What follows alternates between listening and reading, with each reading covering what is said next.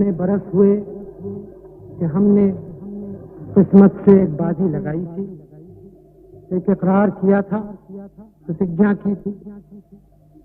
अब वक्त आया कि हम उसको पूरा करें। एक पुरानी और एक नई प्रतिज्ञा फिर से हम करें, इकरार करें आइंदा हिंदुस्तान का और हिंदुस्तान के लोगों की खिदमत करने का। चंद मिनट में ये असेंबली एक पूरी तौर से आजाद, खुद मुख्तार असेंबली होगी।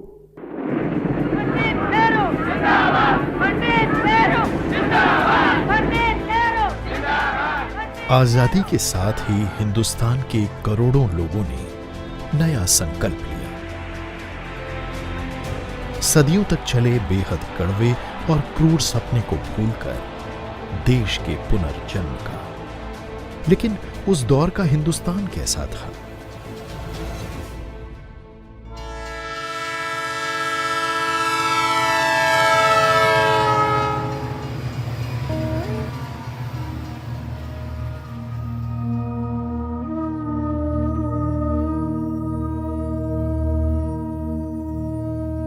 बंटवारे से था सारा मुल्क लहूलुहान।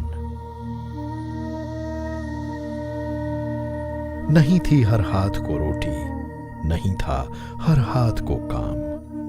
छुआछूत और जातियों की खड़ी थी दीवार। मजहब के नाम पर हो रहा था कत्लेआम। नहीं थे कल कारखाने और न मिलते थे काम के दाम। यानी आगे का रास्ता आसान नहीं था। दुनिया के नक्शे पर उभरे एक नए देश की चुनौतियां भी कम नहीं थीं।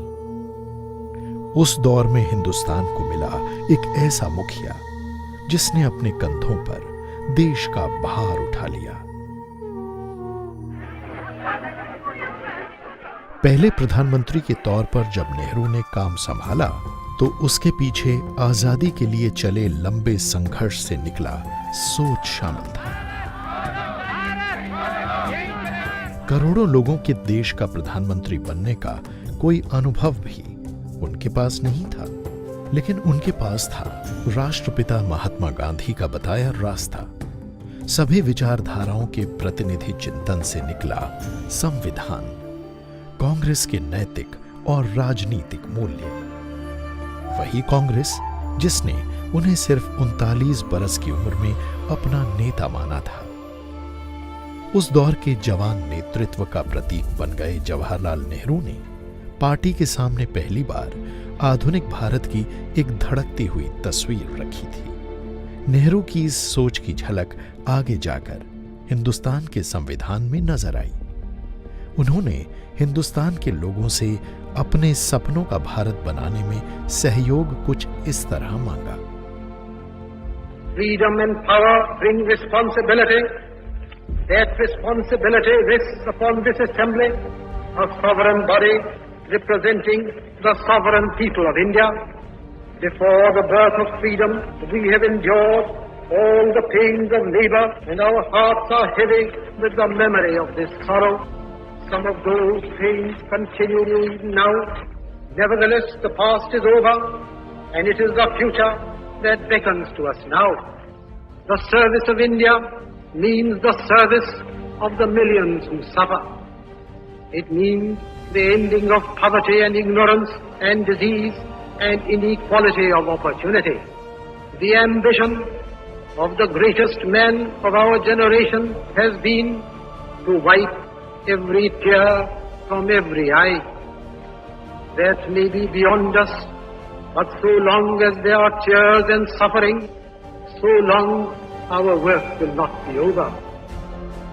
And so we have to labor and to work hard to give reality to our dreams.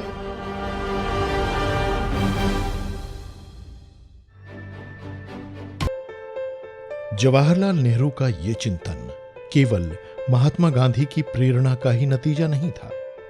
Netaji Subhash Chandra Bose जब 1938 में कांग्रेस के अध्यक्ष निर्वाचित हुए तो उन्होंने भी जवाहरलाल नेहरू पर अपना भरोसा जताया।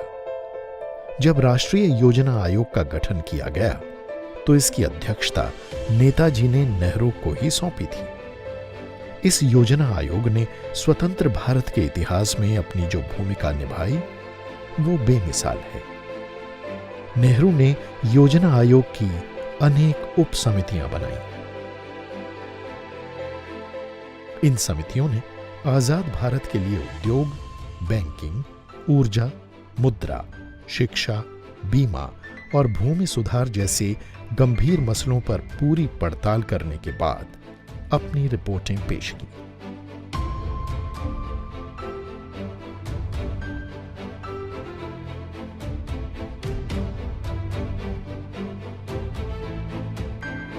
नेहरू ने जब आजाद भारत के लिए ढेर सारे सपनों वाला ये दस्तावेज पेश किया तो सारा देश उनके इस रूप का दीवाना हो गया। ये वो दौर था जब जवाहरलाल नेहरू अपनी जवानी के करीब करीब 9 साल जेल की सलाखों के पीछे काट चुके थे। हालांकि वो बेहद संपन्न माहौल में पले बढ़े थे और चाहते तो कैम्ब्रिज से डिग्री हासिल करने के बाद वकील के रूप में शानदार जिंदगी बिता सकते थे, लेकिन उन्होंने तो देश के लिए जीवन अर्पित कर दिया था। उन्हें यकीन हो गया था कि अगर हिंदुस्तान को पूरे विश्व में एक महाशक्ति की जगह लेनी है तो उसे सभी धर्मों को साथ लेकर चलना होगा।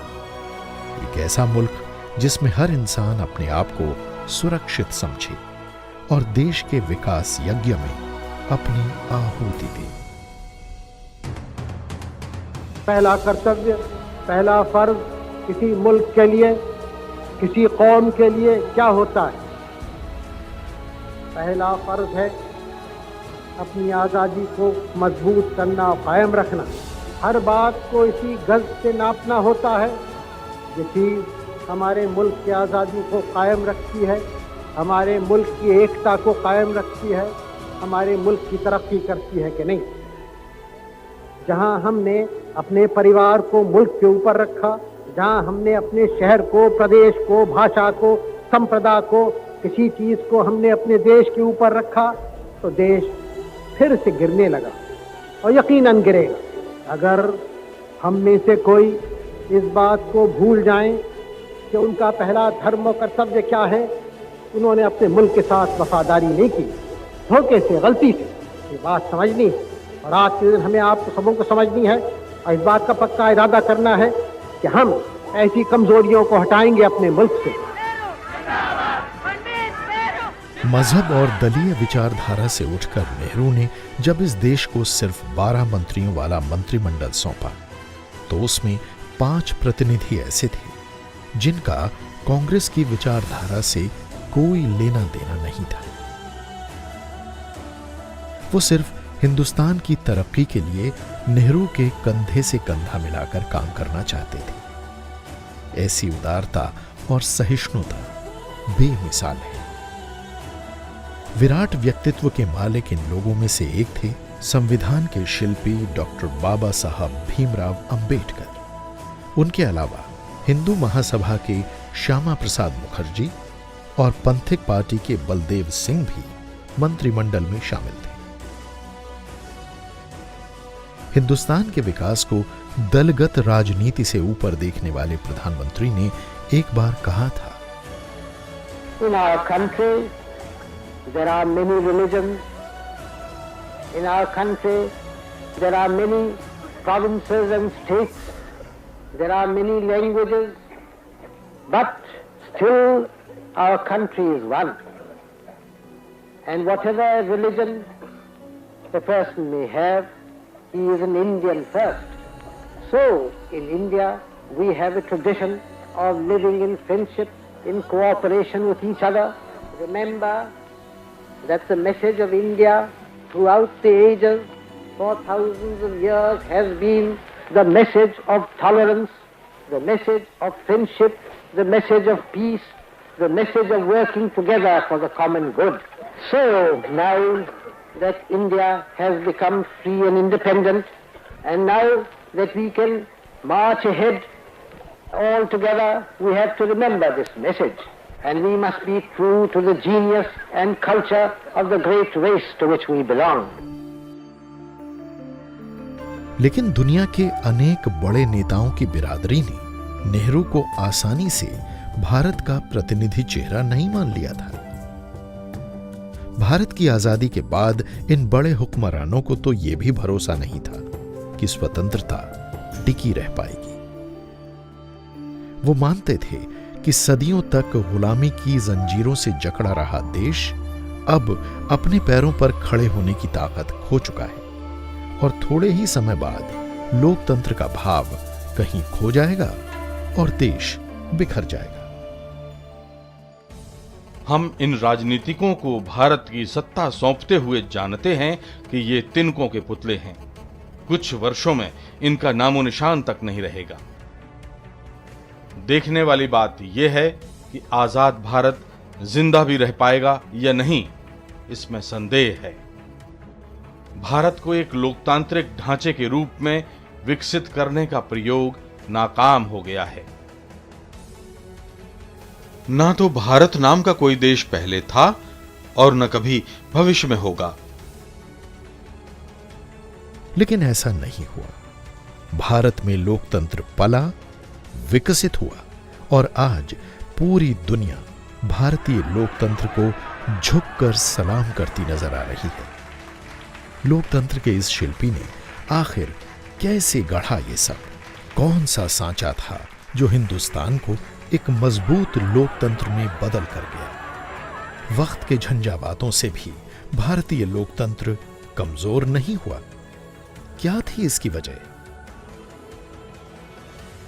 नेहरू ने 1931 में आधुनिक भारत की तस्वीर कांग्रेस के कराची अधिवेशन में देश के सामने रखी थी। यही तस्वीर आज हिंदुस्तान की बुनियाद बन गई है। नेहरू ने इस मौके पर कहा था, भारत में किसी जाति, धर्म और पुरुष स्त्री का भेद किए बिना सबको बराबरी का, सामाजिक आर्थिक समानता का हक होगा।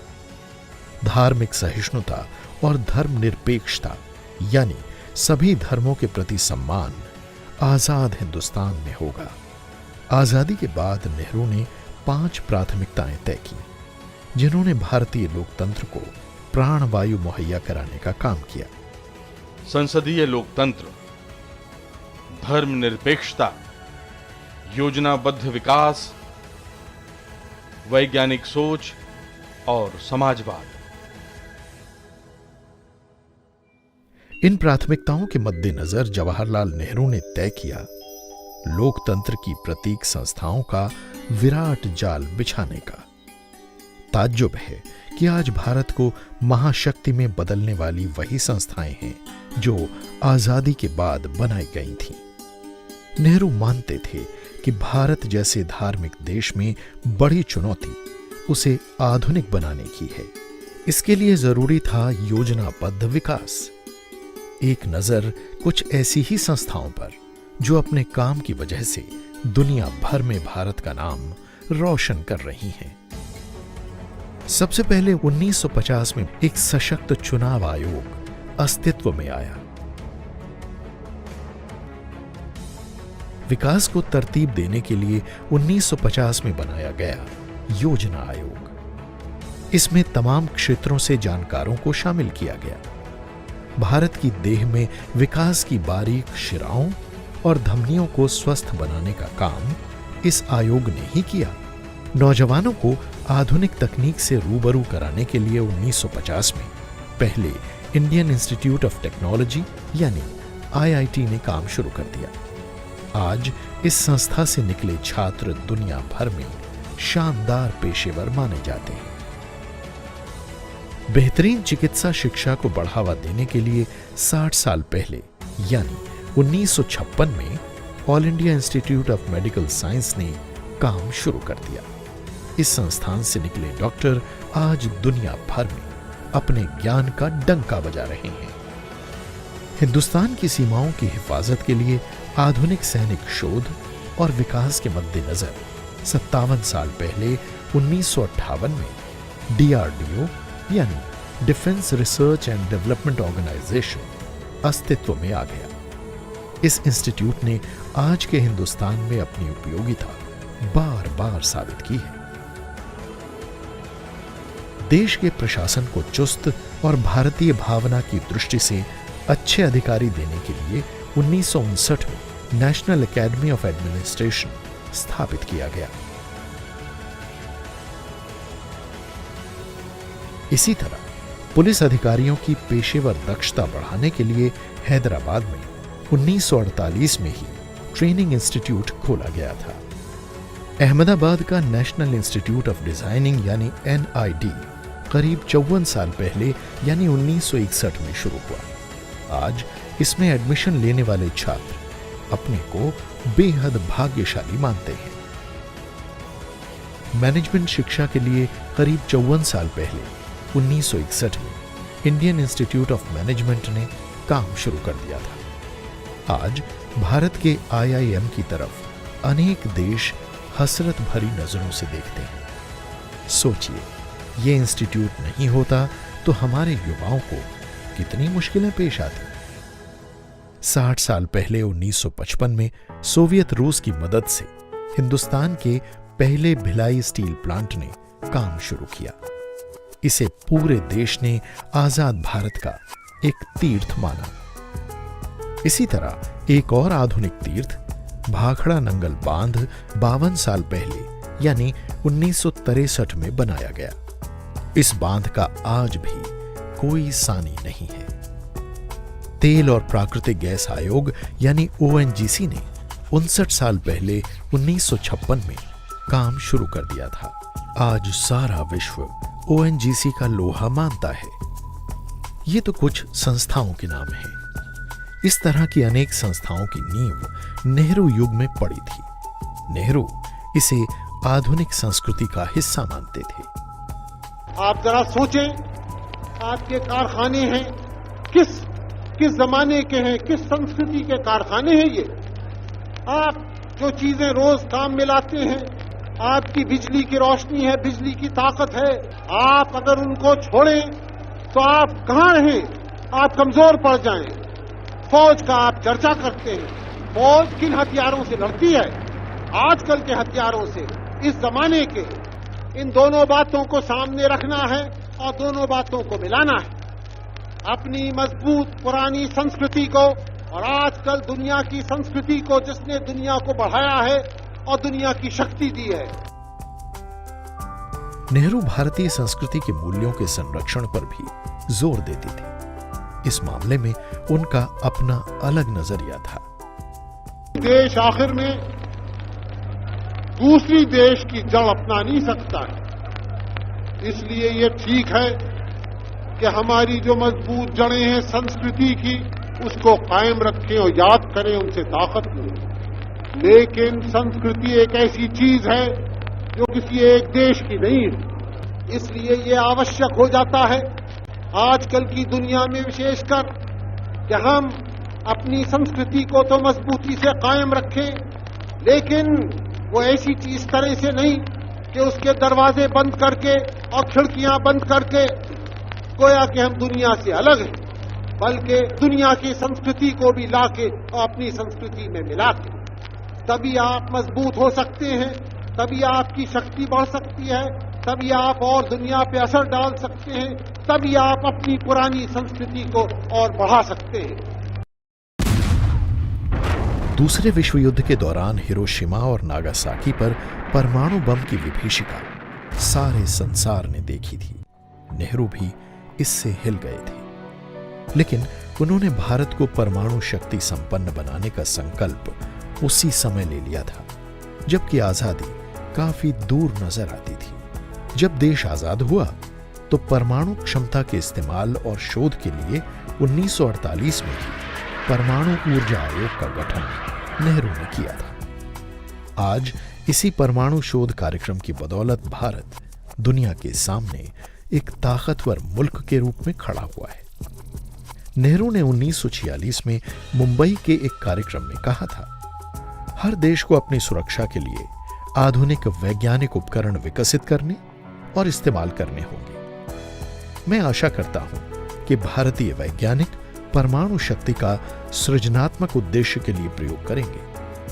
लेकिन यदि भारत पर कोई खतरा आता है तो यकीनन वो हर हाल में अपनी सुरक्षा करेगा। यही नहीं, भारत दूसरे देशों के साथ मिलकर परमाणु बम के इस्तेमाल पर सख्ती से रोक लगाएगा। उन दिनों देश में आजादी की खुशबू आने लगी थी और जवाहरलाल नेहरू ने जाने माने वैज्ञानिक डॉक्टर होमी जहांगीर भाभा से अपना परमाणु कार्यक्रम विकसित करने का अनुरोध किया था। इसके बाद उन्होंने भारत का अपना अंतरिक्ष कार्यक्रम शुरू करने का फैसला लिया। नेहरू ने जाने माने वैज्ञानिक विक्रम साराभाई से अनुरोध किया। 1962 में भारतीय अंतरिक्ष अनुसंधान समिति का गठन कर दिया गया।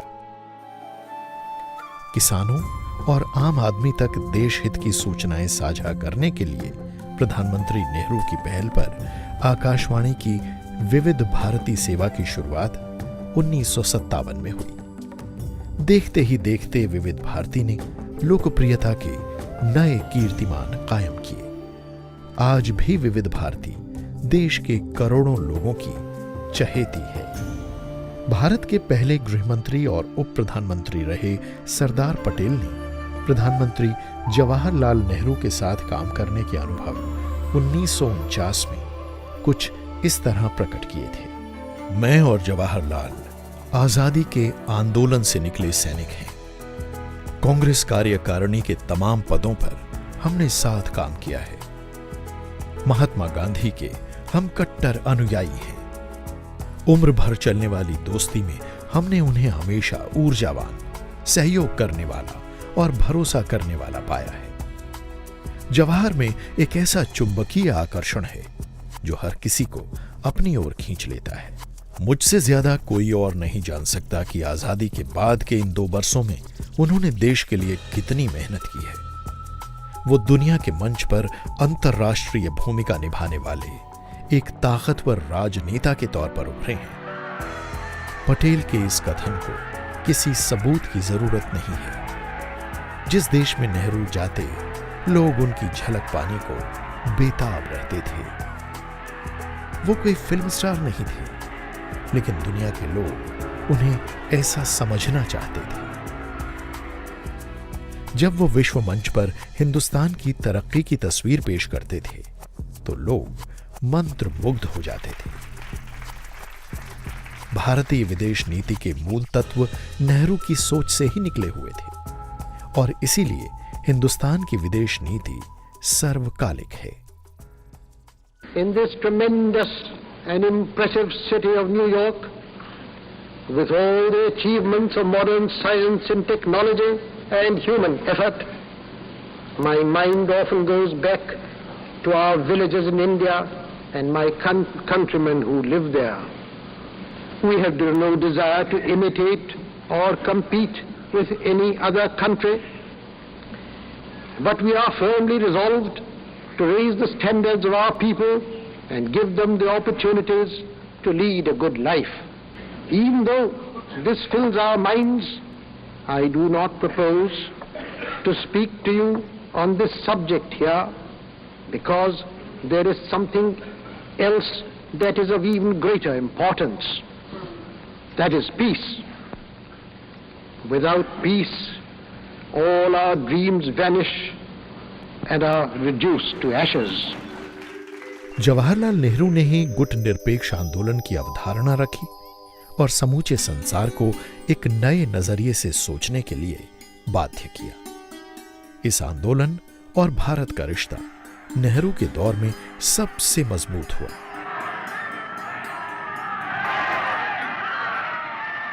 (1947) के बाद 60 साल तक हिंदुस्तान के सफरनामे पर कभी कभी समाज के कुछ वर्गों की आशंकाएं सामने आती हैं। लोकतंत्र में इन आशंकाओं का सम्मान किया जाना चाहिए, लेकिन एक नजर उन तथ्यों पर भी जरूरी है जो इन आशंकाओं को खारिज करते हैं। जरा देखिए, 1950 में जीडीपी दर 2.3% थी। ये बढ़कर 8.9% हो गई।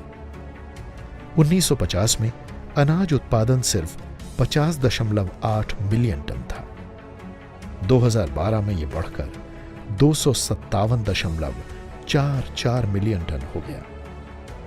1950 में देश भर में प्राथमिक और सेकेंडरी सरकारी स्कूल थे 7,416। 2013 में यह बढ़कर 3.9 लाख हो गए। इसी तरह साक्षरता का प्रतिशत 18.3% से बढ़कर 74.04% हो गया। उच्च शिक्षा के लिए 1950 में भारत में 700 कॉलेज और 35 विश्वविद्यालय थे। 2012 में 35,000 कॉलेज और 700 विश्वविद्यालय काम कर रहे थे। इतना ही नहीं, 1950 में उच्च शिक्षा का लाभ 1 लाख छात्रों को मिल रहा था। 2013 में 2.5 करोड़ से ज्यादा छात्र उच्च शिक्षा का फायदा उठा रहे थे। 1950 में देश भर में केवल 4 लाख किलोमीटर लंबी सड़कें थीं। अब ये सड़कें 46.9 लाख किलोमीटर लंबी हो गई हैं। हिंदुस्तान की आजादी के समय देश में कुल बिजली का उत्पादन 1362 मेगावाट था। 2013 में यह बढ़कर 2.33 लाख मेगावाट हो गया। 1950 में देश का कुल निर्यात 1269 मिलियन अमेरिकी डॉलर था, जो 2012 में बढ़कर 3.04 लाख मिलियन अमेरिकी डॉलर हो गया है। यकीनन विकास का सफर जारी रहता है। साल दर साल, पड़ाव दर पड़ाव देश आगे बढ़ता रहता है। 1964 आते आते भारत की विकास यात्रा को सारी दुनिया देख रही थी। एक शिल्पी की तरह नेहरू हिंदुस्तान को गढ़ने का काम कर रहे थे कि उन्हें उस सफर पर जाना पड़ा जहां से लौटकर कोई नहीं आता। बड़े गौर से सुन रहा था ज़माना, तुम ही सो गए दास्तां कहते कहते।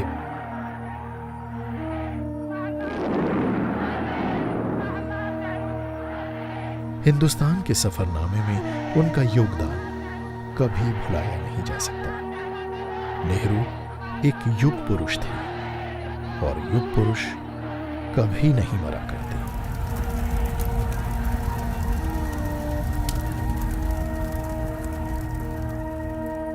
अंतर्राष्ट्रीय मंच पर बेहद प्रभावशाली नेताओं ने नेहरू के बारे में अपनी राय कुछ बड़े सम्मान से रखी थी। कुछ राजनेता अपने विचारों, योग्यता, साख और लोकप्रियता के कारण देशों की सीमाओं में नहीं बांधे जा सकते। नेहरू ऐसे ही हैं। सारी दुनिया के लोग आपसे स्नेह करते हैं और आपसे प्रेरणा लेते हैं। भारत के लोग नेहरू पर गर्व कर सकते हैं और उनके पास नेहरू जैसा विलक्षण नेता है जिसके पास भविष्य का भारत बनाने की अद्भुत क्षमता है। वो असाधारण क्षमता वाला संसार का राजदूत है। नेहरू ने अपनी लोकतांत्रिक समझ से भारत के लोगों को जागरूक किया है। उनकी नेतृत्व क्षमता और ऊर्जा से सारा विश्व प्रभावित है। आजादी के आंदोलन में अहिंसा और सत्याग्रह के जरिए आपके कार्यों से मैं आपका प्रशंसक हूं। हिंदुस्तान के बागीचे में हर मजहब और जाति के फूल खिलाने वाले माली को याद करना ही उसे सच्ची श्रद्धांजलि है।